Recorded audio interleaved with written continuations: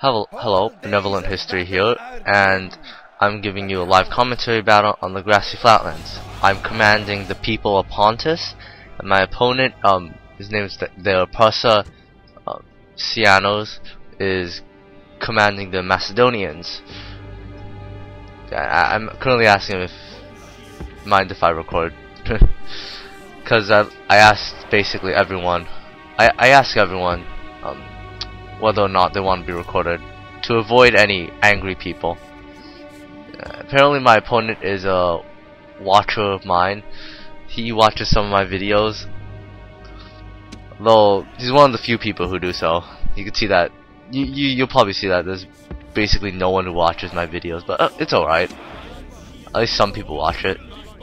Anyway, right now Pontus. Pontus is a faction that relies heavily on its chariots and its skirmish capability. Basically, Pontus's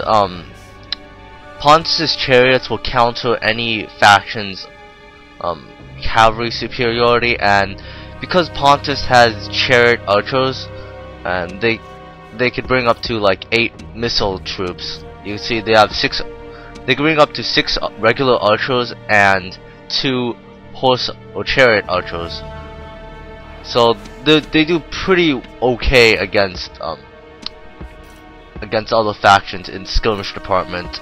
They're not as good as Egypt, but they're pretty decent. They'll get the job done. I'd say Pontus is probably the easiest to face out of all the chariot factions, because the side chariots can easily be run amok. I mean, just shoot down the side chariots with just a few flame arrows, and the side chariots would just go bye-bye and completely useless. Each one costs about 1k, so if you just send an archer unit out and just flame it with a few volleys, you'll render that chariot amok, and basically your opponent has wasted money on it. That's why side chariots, when you're being Pontus or Seleucia, that's why you want to send the side chariots the way back, and you want the side chariots to be away from archer fire. So you can see my army down there below. Notice that I only have 2 side chariots. That's because when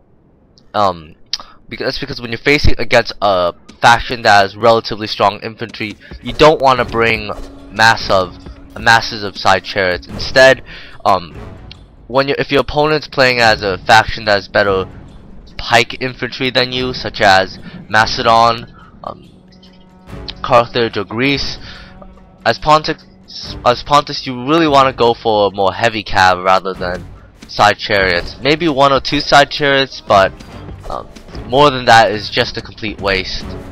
So you can see here my opponent brought a pretty good army. His cavalry component is all light cav, which is a good thing, since against any chariot faction you should not bring that many heavy cav, because heavy cav are very susceptible to chariots. He also brought a heck ton of infantry. A pretty scary sight to see initially, but you can see that basically half of his infantry is levy pikemen and the other half is rural pikemen. He also brought 6 archers.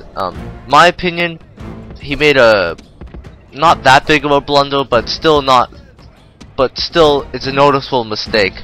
He only brought 6 archers. He should have brought more than he should have brought cretan archers, because having a long range component over a horse archer faction gives you somewhat of a balancing factor, because with long range archers you at least have the ability to compel your opponent to come to you. Because he doesn't have long range archers, my horse archers are the only things in the battle that can compel him to come to me, and he cannot compel me to come to him. In other words, I could retreat as much as I want to, while he has to keep on pushing in order to engage my archers. Because you could see that my chariot archers can do a heck of a ton damage against his archers if he allows it. However, my opponent does a very good job of chasing me. He understands the fact that if he just sits still and do nothing, my horse archers will obviously hurt his archers more than he can afford to. So he quickly engages my archers with his, which is a very good move by him, because that basically limits the amount of time his archers come into contact with my chariot archers. In retrospect, I probably should have retreated a lot more, because in conditions like this, it's probably better for me to retreat rather than just sit still and fight him. Anyway, now the archer war is getting on, but I will retreat from this mess because I see that my archers are getting more damage than I would like, and my archers are basically the saving grace of my whole entire army. So I really don't want my archers to rout. I really don't want my archers to get that much damaged, because my archers are the only thing that could destroy all of his infantry. So in order to stand the chance, I just basically retreat and run away. Something that lots of players hate, but in reality, it's a really good move in certain times like this. There are differences between running away just for the sake of running away and running away tactically. The only reason why you would run away tactically is if you have horse archers, and that's basically the only reason. You see, I make a quick move with my light cav. It wasn't a very good move because it was too close to his light cav, so some of my guys routed. So apparently my opponent's strategy at this point seems to be trying his best to block my horse archers while pushing forward with his infantry. At the same time, he'll probably try and flame my chariots if my chariots get too close. My strategy is, however, to constantly retreat and harass him with horse archers and weaken his missile component until I'm able to come to grips against him in a way so that I'll have a relatively big advantage. You can see I made a huge mistake with my side chariot there. My side chariot over there is getting way too close for his archers, and he notices this and quickly aims at my side chariot and flames it, thus rendering that side chariot useless. You can see, flamed it just then, and my side chariot will run amok very soon because of that. So essentially, I just wasted 1,000 denarii by that move. So, see, tons of flame arrows running down my side chariot. It runs amok. There's nothing I could do about it. So anyway, I think the rest of the battle seems to be basically like I'm trying my best to harass it with my archers, with my chariot archers, while I retreat constantly with my whole army. It's an interesting move, but it works. Many players really hate this tactic. I could see why. But it's a tactical decision. You can see some of my side chariots just getting impaled by his pikes. Well, anyway, the whole massive infantry that he bought, I personally think he brought too much infantry and did not invest enough with his skirmish compartment. Again, he should have brought cretans, because in a situation like this, he could send his cretans out and constantly attack my archers. However, since he didn't bring cretans, he can't send the long-range cretans out against my archers. So he's caught in a stalemate. He could run at me, but I'll retreat, or he could just stay put and try and fight my horse archers, which will obviously result in his archers getting hit. Either way, I come out on top because he did not bring cretans. So right now he's using his levy pikemen pretty well in order to block my chariot archers. However, I'm still able to attack some of his archers like that. I guess this is reminiscent of my running away video that I did with Armenia. It's the same general idea. The fact that if your opponent, if you're doing well in the missile department, if you're doing well in the horse archer war against your opponent, there's not really a big reason for you to go and fight him mano a mano with your regular archers. You could just constantly retreat like that until you feel it necessary to engage your archers. However, I must say that if you're retreating like this, you have to be able to you have to be able to control your troops really effectively, and you have to be wary of the red lines, because right now you can see here that the red line is right behind me. So I'm gonna have to turn and shift my army basically to the right in order to give me some more space to retreat to. I don't want to retreat myself into a red line corner, or I'll flipping get screwed. So you can basically see here that I'm constantly attacking his archers with my chariot archers, and right now I'm gaining the archer superiority without even touching his dudes with my own archers. So it's a good thing to get archer superiority as Pontus like this, because as Pontus, or basically any other chariot faction, you have two main reasons to gain archer superiority. One is to protect your own chariots, because chariots in general are susceptible to missiles, and especially the side chariots, because side chariots can easily run amok from flame arrows, as you saw beforehand. And the other reason is because most of the time, if you're the skirmishing faction, you have really weak infantry. For example, the Pontus has here the bronze shields. A Pontus is not very strong. It's okay, but it's against any strong faction. Against factions like Carthage, Rome, the bronze shields will all obviously fail.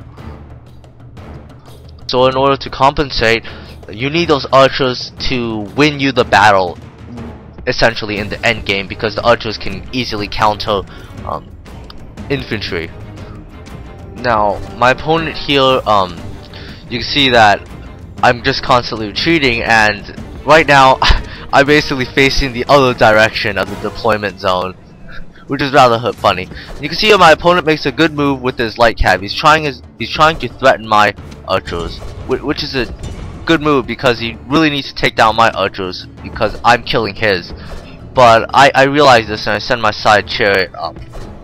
Anyway, if I were my opponent now, my opponent right now should probably just rush in his infantry and basically just rush his infantry in and engage my infantry. Because he has 6 royal pikemen, he could easily engage 4 of his royal pikemen with mine, and just get me into an infantry duel, and thus he could try and use his light lancers to run down any of my archers. Though at this point his light lancers are really depleted, and his archers force is really weak right now. He really needs to do something really quick. So right now he probably should rush quickly into the infantry duel.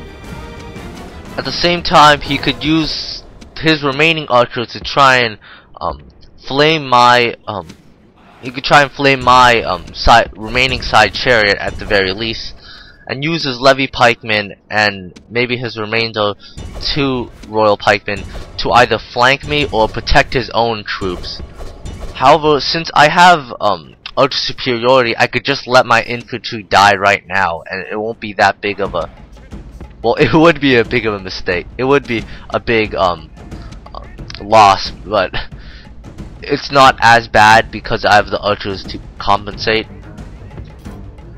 However, I guess he could send his infantry in and try and chase down my own archers, because my archers right now are probably very tired from running around all that much. And that's the problem with the retreat tactic. That's a problem with the retreat tactic, essentially, because the retreat tactic means that your guys are gonna get very tired.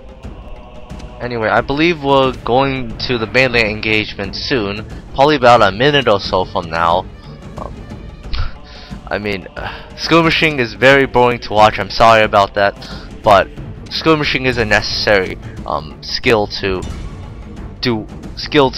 be at least good at it, because skirmishing, when it's done well, is more efficient than actually bringing melee troops. Because generally skirmish armies are more effective than rush-oriented armies, because the archers give you the archers give you a bit of insurance when your melee forces are gone. So right now my opponent is obviously readying his units up in a melee formation. You can see he's shifting his royal pikemen to the left in order to outflank my dudes, which is a good move for him. I mean, it really threatens my flank when he does this. However, if a person flanks you like this with infantry, it's best to just collapse your whole army backwards so that your flank will not be exposed to any attacks. You can see here, I should be targeting my units to go back now. Well, I'll do that soon enough. Now, I'm doing it right now. See his troops outflanking me, so I just run back my dudes in order to make one huge line against his line. However, he makes an interesting move. That is, he charges in his royal pikemen out of phalanx formation against mine. At the same time, I attack his archers and I attack his light lancers with my troops in order to probably strain his micromanagement. Because that's what you want to do in a melee engagement, really, is to try your best to strain his micromanagement. I put my dudes in phalanx formation. I send in my troops about like one at a time in order to strain his micromanagement even further. Because in a one-on-one duel, it gives me more time. Yeah, in a one-on-one duel, it gives me more time to shoot his guys down while his guys are engaging mine. Even though his guys are statistically superior, I want this melee engagement to last as long as possible in order to give my archers more time to shoot flame arrows into his troops while his troops are engaged with my troops. At the same time, I could try and make hammer and anvil strikes, but right now I'm currently retreating my Cappadocians and my side chariot is doing nothing because I'm too busy controlling my infantry. You can see that there's a huge blob of infantry. I mean, God knows what's happening. I really don't know what's happening. I think it looks like my guys are being outflanked, and I'm running away my general as fast as I can because I don't want my general to die, because I don't want my dudes to rout, essentially. I was about to do a hammer and anvil with my cavalry troops, but I realized that I don't really have a good fixing maneuver on his troops, so I basically just retreat my troops and wait until another time to hammer and anvil. Like there, against his levy pikemen, I send my Cappadocians in and hit his levy pikemen from behind. Because levy pikemen have very poor morale, levy pikemen will rout very easily. That's why I don't really suggest bringing huge numbers of levy pikemen, because levy pikemen rout extremely easily. And right now, I do a huge attack with all my troops against his general, and his general automatically routs. And obviously now my opponent has no chance of winning. So he says good game, very well played by him, very well played. The only problem is I think he should be more focused on skirmishing, and he should practice skirmishing a bit more. But all in all, it was a very good game, very challenging to fight in the battle, and very dramatic, so to speak, because it looked like it would go either way between us. Very good game to my opponent.